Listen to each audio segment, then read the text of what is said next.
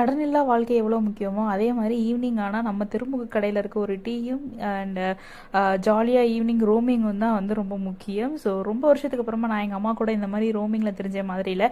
Okay வேலையெல்லாம் முடிஞ்சது கிளம்புங்க அப்படின்னா எங்கள் அப்பா பசிக்குதுப்பா அப்படின்னா சரி ஓகே நம்ம தூங்கானத்துக்கு வந்துட்டு சாப்பிடாம போனால் எப்படி அப்படின்னு சொல்லிட்டு நான் வந்த இடம் தான் நம்ம அந்த யானைக்கல் சுல்தான் ஹோட்டல்.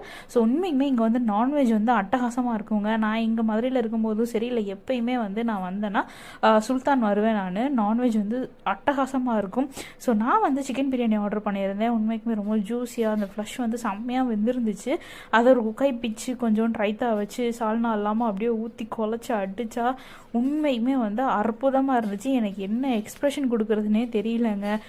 அந்தளவுக்கு வந்துட்டு ரொம்ப எம்மியாக இருந்துச்சு. ஸோ நீங்கள் யாராவது பிரியாணி லவர்ஸ் இருக்கீங்க அப்படின்னா மறக்காமல் போய் செக் பண்ணி பாருங்கள். அண்ட் மதுரை வந்துட்டு சாப்பாடு மட்டும் இல்லைங்க, பாசத்துக்குமே மாசு தான்.